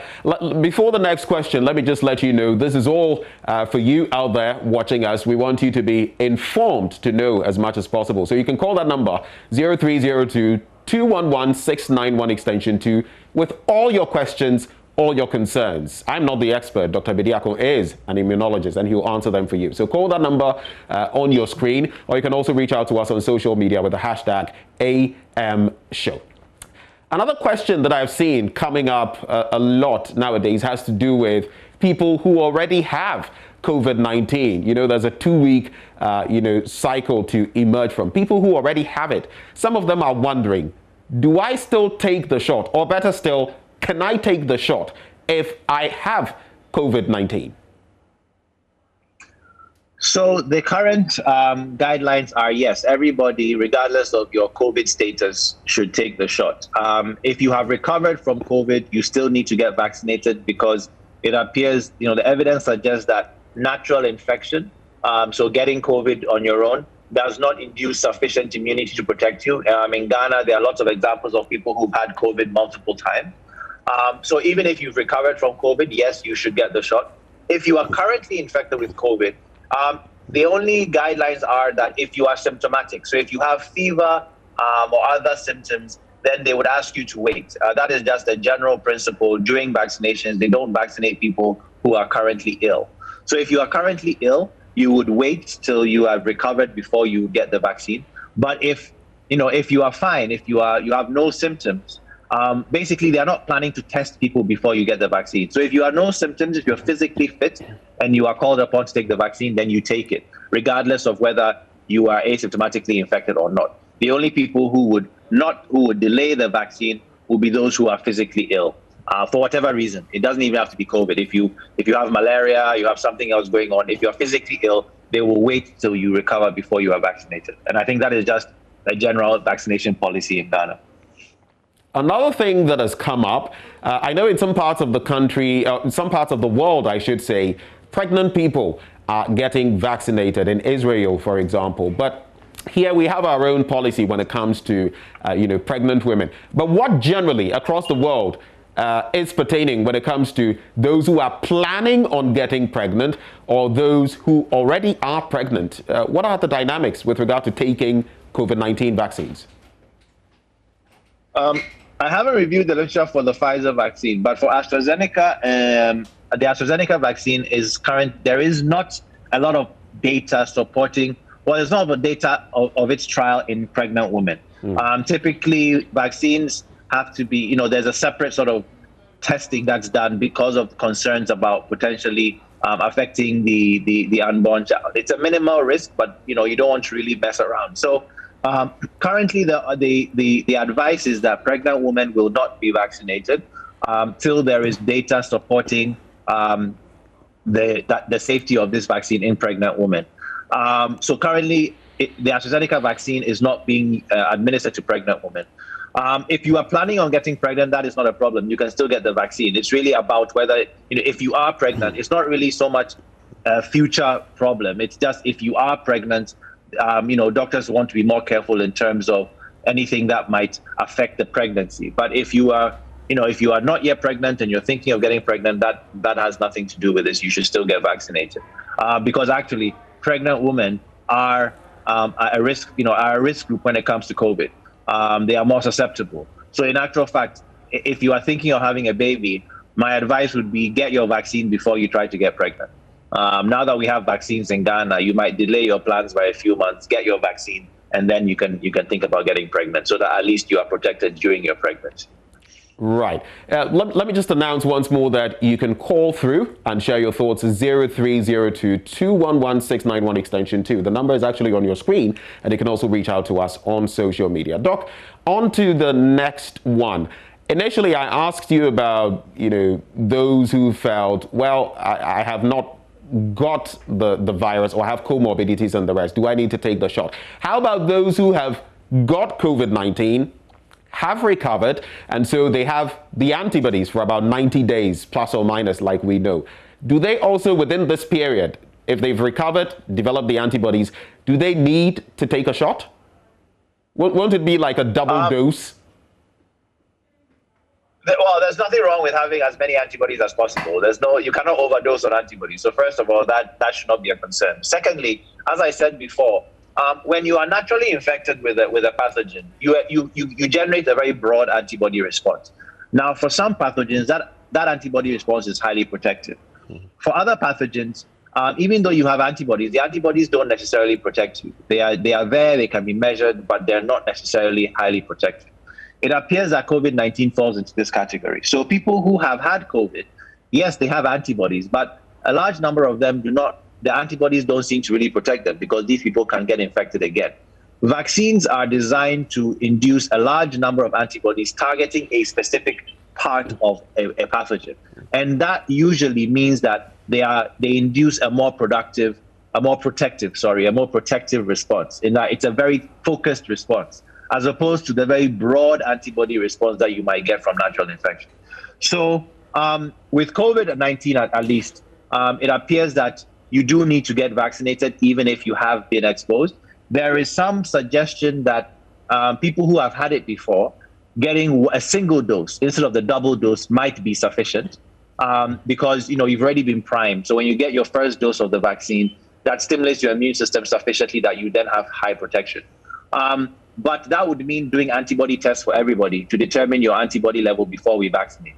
Currently, my understanding is the Ghana Health Service is not going to do that. It may be something to consider if we have a shortage of vaccine. So if we don't have enough vaccine to immunize all 20-odd million people that we want to do, and we start running low, then my advice would be for us to begin to consider segmenting people based on their antibody titers and then deciding who to give a double dose and who to give a single dose. But right now, we are working upon the assumption that we will secure enough antibody to give everybody 2 doses. And in that case, then we just simplify the situation and give everybody 2 doses, and then everybody is protected. Right. So if I understand you clearly, I mean, just to break it down, you would also be implying that if we had the mechanisms in place, if we could afford it as a country, to test everybody for antibodies, for everybody who has had the coronavirus, at some point, like I have, then you would know, oh, Benjamin has, enough antibodies, and so he would need only 1 shot rather than 2, which would actually mean we could have saved a number of shots and maybe cover a larger segment of our population. Is that correct? Yes, that is what I'm saying. Some countries are doing that, but I think in the US is not doing that. The UK is not doing that. So it's not like it's a common practice, but it is an option for places where vaccines may be limited. So I think the first option A, or the most preferable option, is you get enough vaccine and you just vaccinate everybody with a full 2 doses. But if you don't have enough vaccine, then you can segment your population based on antibody levels. So I think it is for us, for the Ghana Health Service and Ministry of Health to really do that calculation. If they are confident that they can get in 45, 50 million doses and cover 70% of Ghana or 60% of Ghana as they are currently targeting, then we just go out and do 2 doses because it simplifies the process. If everybody has to sit and get an antibody test, now you're talking an extra 20 to 30 minutes per person in that process, right? or maybe you have more volunteers administering these antibody tests, and it would add some time to the process. If we have enough vaccines, we just blanket everybody with vaccines and then move on. So it's really, I would say the first option is you have enough vaccine, you give everybody 2 doses, and you don't really worry about somebody's pre-existing status. But if we find halfway through we've run out of vaccine, you don't know when the next batch is coming, then I think we have to begin to think more creatively, and antibody testing would be a way to make limited vaccines stretch a bit further. You can call that number on your screen, and you can also shoot us a message. Now, here's a question I've been brooding over. I've been mulling over it for some days now. It has to do with the predominant strain in Ghana currently.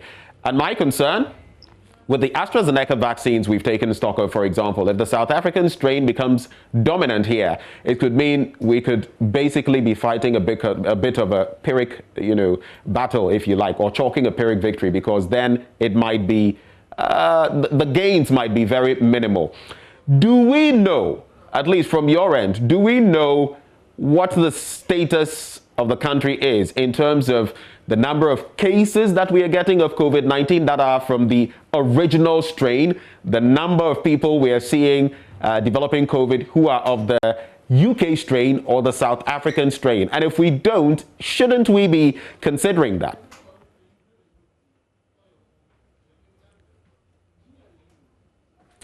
Do we still have Dr. Bediako on the line?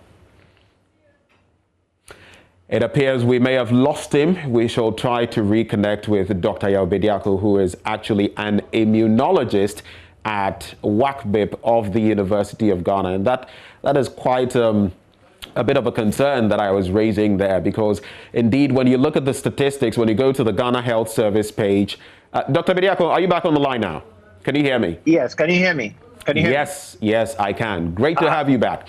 Now, I was asking, do we have any statistics, any breakdown when it comes to how many of the COVID-19 cases, active cases, are actually of the original strain, the UK strain, the South African strain? And if we don't, shouldn't that be a worry, considering how, for example, if the SA or the South African strain becomes dominant in Ghana, we could have problems with using AstraZeneca? Yes, so the sequencing we're doing at WACBIP is trying to get to the bottom of that. The sequencing we've done from samples collected in January and a bit into February suggested that in Accra, we had over 80% of the samples we were collecting around that time were the B117 or the strain identified in the UK. We have not found any community samples that have the B1351, which is the South African variant. We found an example. We found somebody at the airport who had that variant, but they had been picked up by our airport testing, and so we're in quarantine. So we are yet to see that. Takoradi had over 90% UK variant, but then Tamale and Kumasi, of the samples we've looked at, had very, very few. So it appeared that it was concentrated in Accra and Takoradi, which probably speaks to the frequent travel from overseas to these two cities. So for now, it looks as though the dominant variant that we have in the country, at least in the south of the country, is the B117, the UK variant, which is still covered by the AstraZeneca vaccine that we've received. Right.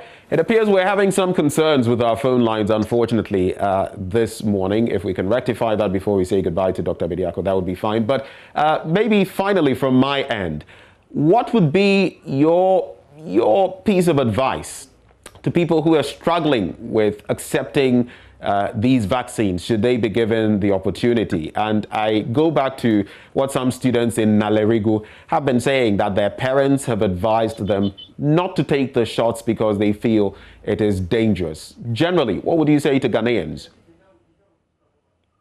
Well, I would say to Ghanaians what I have been saying all along and what a number of my colleagues have been saying. The vaccine is what we've been waiting for. The vaccine is a key component of our fight against this deadly disease.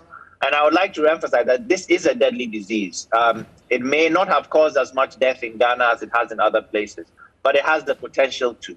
As we saw between December and January, and even now, we've had a significant spike. We've had well over 200 people dying just in the last couple of months. And so it's a deadly disease, and the vaccine presents the best opportunity for us to eradicate it. Without vaccination, Ghana will not be able to get rid of this virus. And we do not want to be the last country standing, as it were. We do not want to be the last ones with this virus. Right. So I would encourage people to get the vaccine, not to be concerned. This vaccine has been extensively tested. It is safe for use. It is not going to harm you or your children once we begin to vaccinate children. It is not going to harm anyone. Right. And it will potentially protect all of us. Doc, let me just interject here. We do have some callers on the line now, so just a few minutes of your time more. Ransford from Choko. Ransford, good morning. Good morning, sir. Thank you for joining us on the show. What are your concerns, your questions? Yes, I want to ask that the vaccination don't have side effects. Okay. Good morning. Good morning to you, Ransford. So, Doc, you might have to repeat your thoughts on the side effects of these vaccines. Obviously, someone who didn't catch your answer earlier.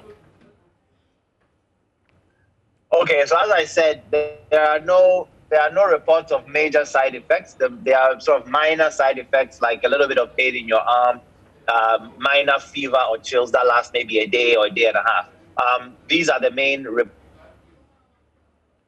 that have been coming out. So there's really nothing really to worry about as far as severe, serious, life-threatening side effects. Dr. Bediako, thank you so much for your time with us this morning. We are immensely grateful, and we wish you all the best as you continue to work for God and country. Dr. Bediako is with WACBIP. He's an immunologist.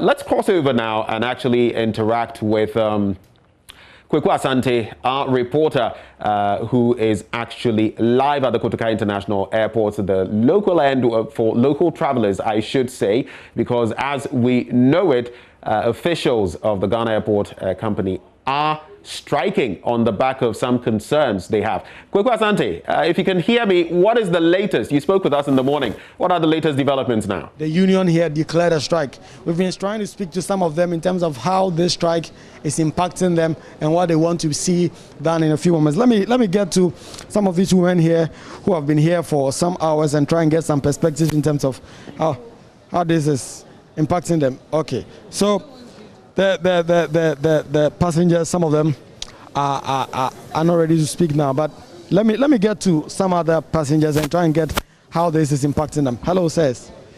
Please, this journalist, can we get an understanding how this is impacting you and what you want to be seen done in a few moments? Okay, so this is a member of the security services, cannot speak to us. But this strike, as we've come to know, is a demand from members of the Airport Workers Union that the managing director, Mr. Yakwakwa, is removed from office because of some issues that they've raised about mismanagement, as well as some general issues that they want addressed.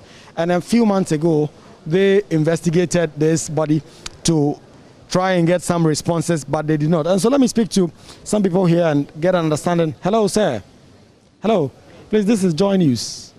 Yes. Please, so where are you traveling to this morning? Why I'm traveling? Where are you traveling to? Where? Kumasi. Kumasi. Yeah. And so for some hours now, we understand that there's a strike action. Do you know what's going on here? And why the staff are not at post? I don't know. I don't know. Okay. So how impacting is it? Are you going to do something very serious? Yeah. For business. For business. Yeah. And so we understand that this will very much impact what you are going to do. What kind of impact will this have on whatever business you are going to do? Oh yeah, lots of airplane have been cancelled, so not many chance to take an airplane. Yeah. Right. So how long will you wait before you take some other means to travel? Oh, I'm planning very earlier. I need to planning earlier. So. Right. So this gentleman here telling us that he would wait for a while before he would use some other means to travel. Let me talk to some more people here and try and get an understanding of how much this is impacting them. Hello. Please, you are on Joy News. Please, where are you traveling to and how is this impacting you?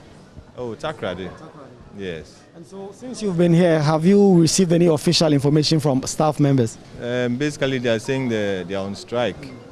So we're just waiting if it will happen. If not, we're just waiting for the next announcement.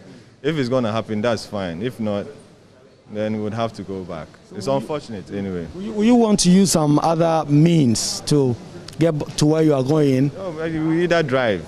We either drive. But, I mean, if we had to drive, we would have done that at dawn. You understand? So there's some form of urgency, and some of these things are unfortunate anyway. But I hope they get it resolved as soon as possible. Thank you.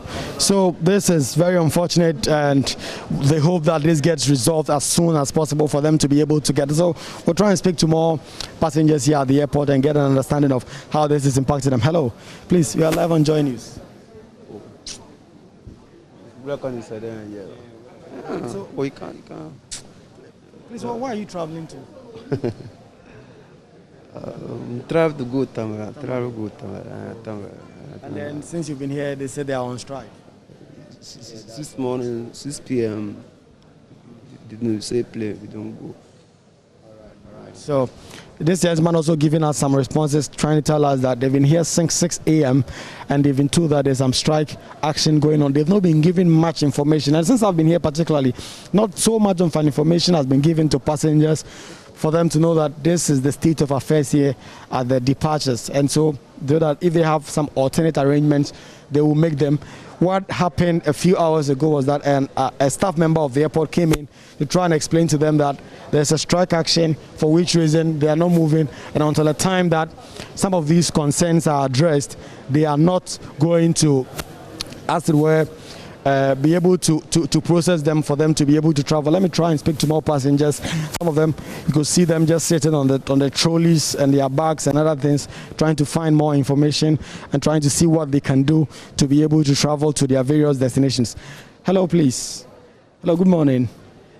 Please, where are you going to, and how much of an impact is all that is going here having on you? In fact, it has a lot of impact. Some of us are traveling outside here to Tamale, and up to now we don't know what is happening. Information that we only got is that they are on strike.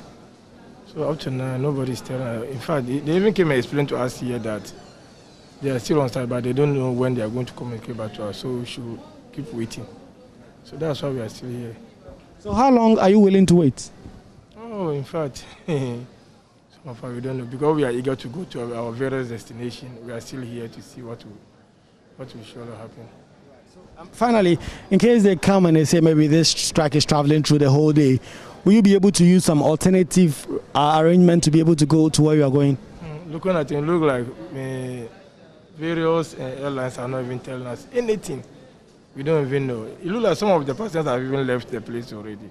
But some of us, we are still waiting to see whether it will surely come, and then we'll go to our various destinations. Thank you very much. And so, just like I told you earlier on, a number of these passengers who are stranded here have no information from the airport or the airlines from which they bought their tickets to go to their various destinations in terms of what exactly is going on here. And truth, a number of passengers have left this place already, because since I came here about 6:30 a.m. to about 7 a.m., there were a number of people here who were stranded and trying to get information from airline operators as well as the airport in terms of what exactly they were going to do for them. And so that was the issue here. Let me try and speak to these women here and also get an understanding. Hello.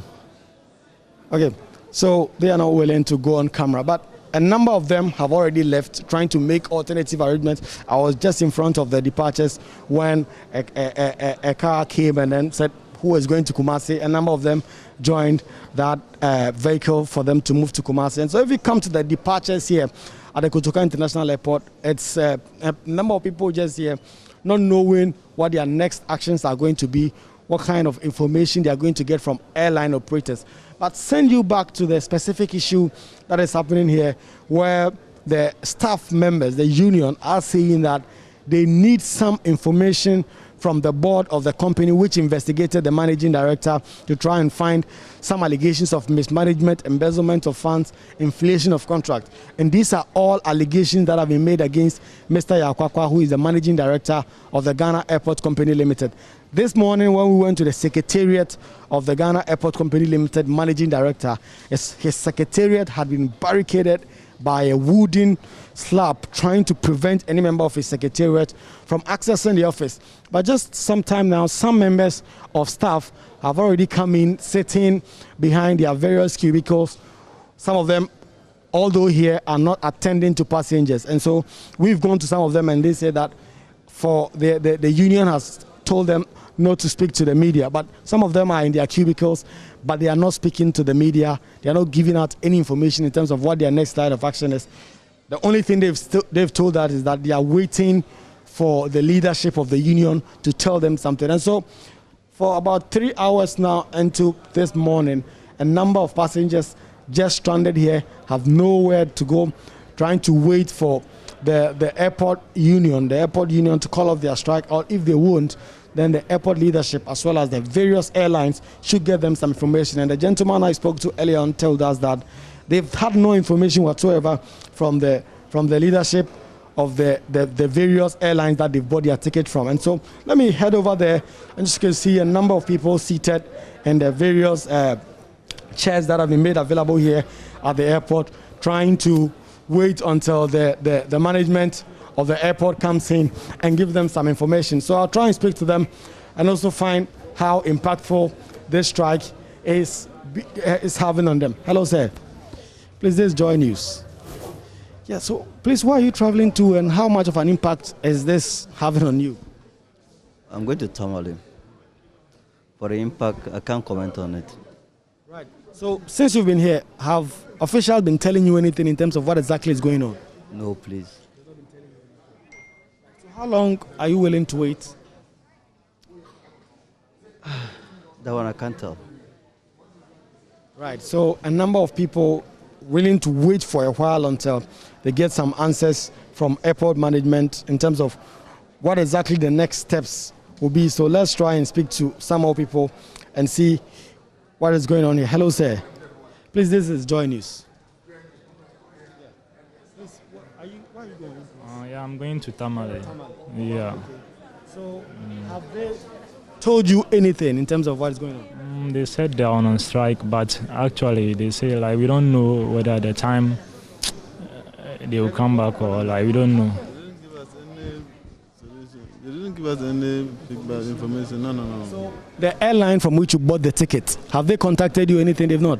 Nothing. Nobody contacted us. Right, so. If you've ever had to be at an airport and wait long hours, you would know what exactly they're going through just sitting there. But one thing is clear, it's an indefinite strike action. And per what Kweku Asante has been telling us, these staff members, even those who are showing up, are not willing to interact with the media. Hopefully we can hear from their leadership to find out what the next step is. Again, the office, the official office, the administration block has been barricaded. We also await speaking to Mr. Kwakwa, Managing Director of the Ghana Airport Company, to find out what he also can bring to bear on the situation. Let's take a bit of a breather here. We'll be right back on the AM show. Do stay.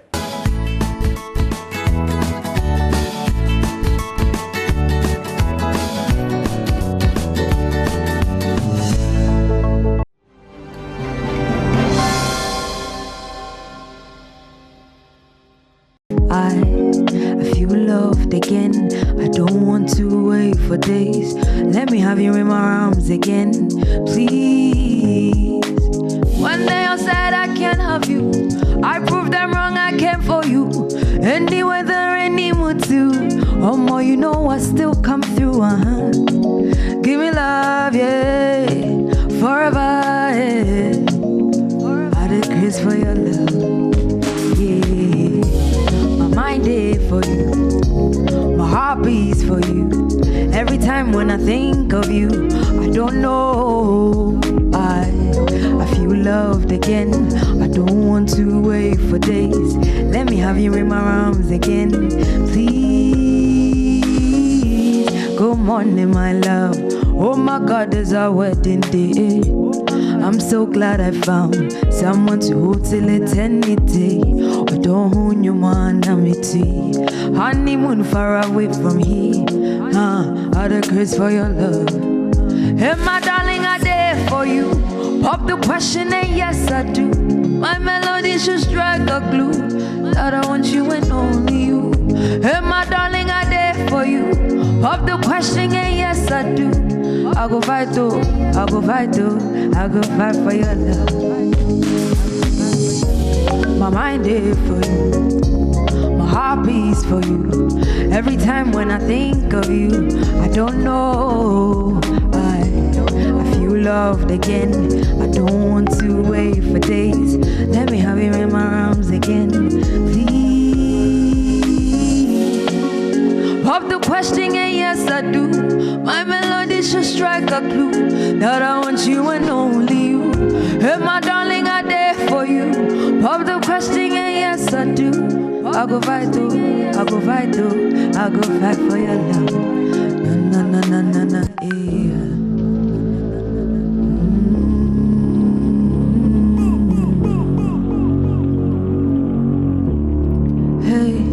Baby, I'll come in one day and don't so. One drink, I'm in two men more for. Baby, I'm a five, mama, come and sell on me day. Minya come a sako. Fala. Misudia wawa. Asembia matibia wudana makume muntina mafana sem. Sarata or don't fit yasiete. Naso atodana koya zebasa Dame don't so I say Wafanu agobi, you don't even care. Boy, let me just tell you this. Watch Remy say your love doesn't exist. Fanny say uni would you do hit this? No, nah. Yeah. Boy, let me just tell you this. Watch Remy say your love doesn't exist. Fanny say uni would you do hit this? No, nah. When you told my friend Monsieur Frimou, it's sad I'm hurt, although you will betray myself. Our love was never like this. So when you told my friend Monsieur Frimou, it's sad I'm hurt, although you will betray myself. Our love was never like this. So yeah, never like this, never like this, never like this. So never like this, never like this. So yeah. Never like this, so never like this. Never like this, so never like this. Never like this, so yeah. Achua, apena, ikia, akusia niya. You told them you weren't with me, and then I think of it, and then I'm like, God, this boy really did bad to me. I gave my all. Make I samenda till I hear you ring on my phone. The promises you made to me. Hey, boy, get up now. I'm really done with you. I wish you were the best. I won't lie on her. Say when you're done for fraud, don't mess around. Boy, get up now. I'm really done with you. I wish you were the best. I won't lie on her. Say when you're done for fraud, don't mess around. You did me bad, oh. You did me bad, oh. You did me bad, oh. You did me bad, oh. You did me bad, oh. You did me bad, oh.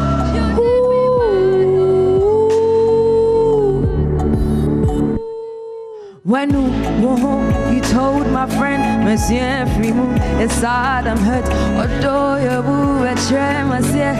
All I was never like this. So when you told my friend Monsieur Frimou, it's sad I'm hurt, although you will betray myself. All I was never like this. So no. Can I help you with a song? Yes. Hello, y'all. This is Jackie. Hi. Yo, you look good. Thank you. And You're looking amazing. I'm in love with your voice. Thank you very much. Damn. Where did you get that from? From God. But it's good to have you on our show. Thank you for performing for us. Thank you for having me. So Jackie is a vocalist. You're a songwriter. Do you write only for yourself or you write for others too? So far, I've just written songs for myself. I haven't written a song for anyone yet. Okay. And you're still a student at KNUST? I'm still a student in my final year, so hopefully this year I'll graduate. Okay, so I read that you're studying international business? Yeah, I'm doing international business. What has that got to do with music? A lot. It has a lot to do with it because the music is a business on its own. So there's so many things that I study in school that makes a lot of sense with the music, and so it's supporting it hand in hand. Okay, so what's the plan? Are you carrying the music, or you're doing the music and using the skills that you've learned from school to manage it? Yeah, I feel like if music is something that I wouldn't want to do as a main thing, I'm going to end up hurting a lot of souls because right now so many people have involved their lives in my songs and then in what I am doing, and so the music is for life. It's something I'm going to do because I do not want to disappoint you and the fans. I like that. Yeah. Well, thank you. So what do students on campus think about your, I mean, they obviously know that Jackie is here on campus with us. Yeah. So they will be the first people to buy your music or listen to it. Yeah, they are proud. They are proud that Jackie is from KNUST or is currently at KNUST. The funny thing is they don't get to see me. And right now, COVID has just slowed everything down, and so nothing is actually happening, but they are fully supportive, especially from business school, my faculty. They are really, really supportive, and then the whole school is proud of Do they pay when you perform on campus? I mean, before COVID, were they paying? Yeah, okay, I think before COVID came, I hadn't actually done a lot of performances. I think during that time I had dropped about 4 songs, and so I think I performed like 3 times on campus. I'm not so sure, but did they pay you something small? Shouldn't they like exchange that with the fees? Or you know, that time it was the come and do it for exposure most of the time. So most of the time it was just to go and then make people know that this is Jackie, an artist. But now they have to pay a lot of money. Oh, now you do have to. So why is your Jackie with a G?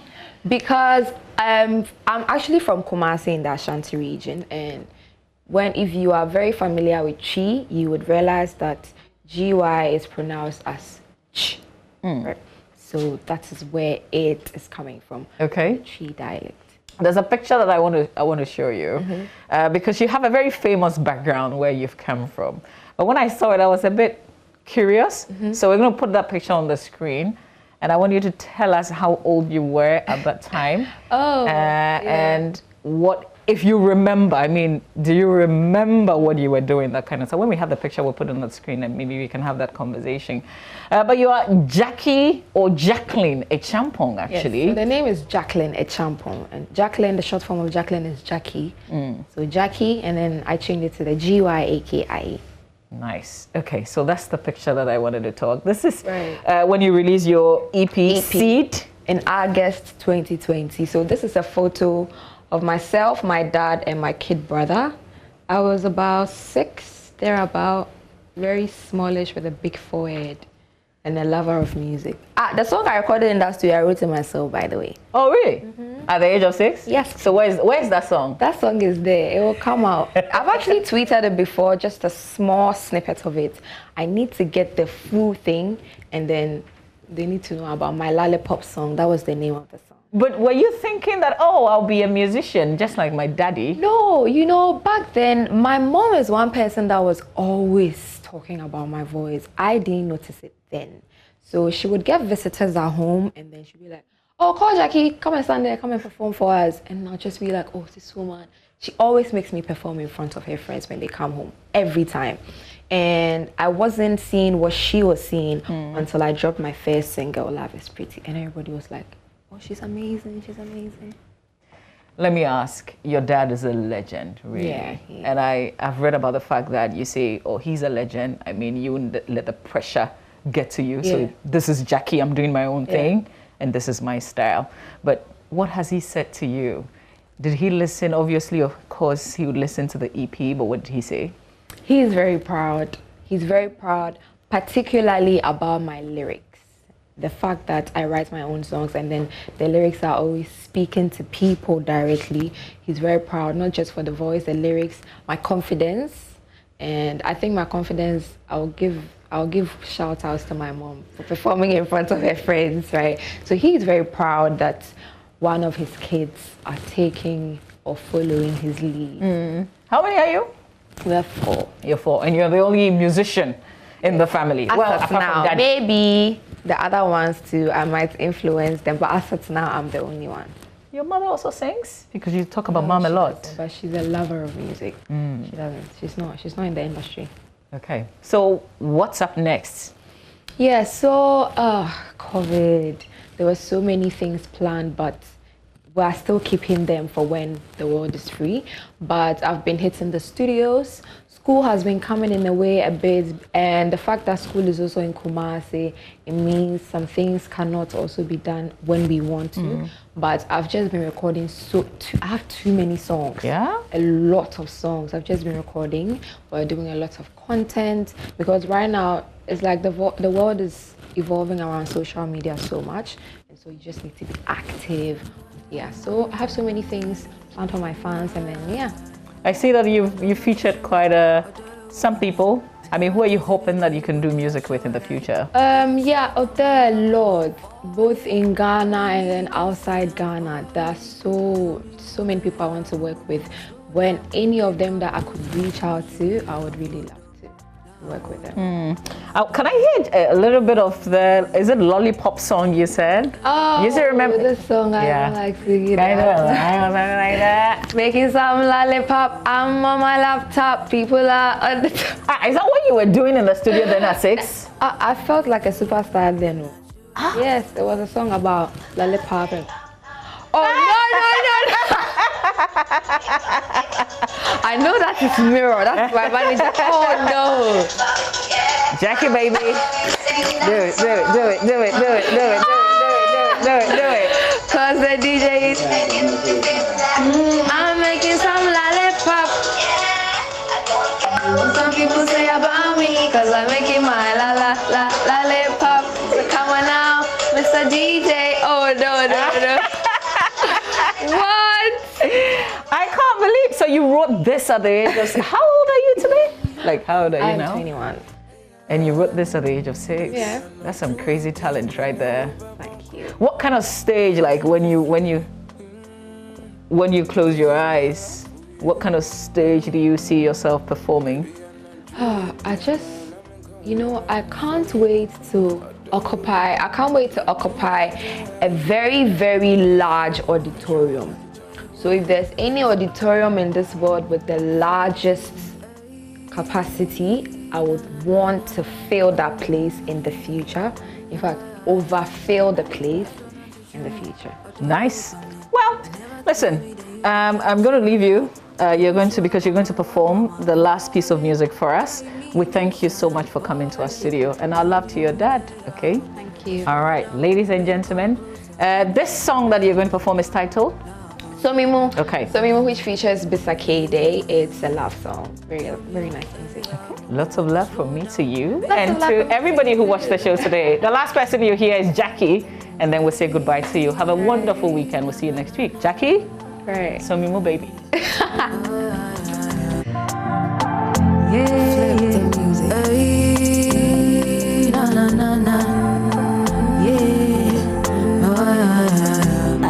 don't know to treat me, or do you for me? I never think say me, then you go there, show a lie. Or don't show a come on, mama falling. I need this, I am falling. So me move, boko, slow down. Babe, come closer, I will show you love, odo, na, So me move, boko, slow down. Babe, come closer, I will show you love, odo, na, So me move, what do you move? I'm not you anymore. So me move, what do you move? I'm not you anymore. So me move, what do you move? I'm not you idea. I go show you love,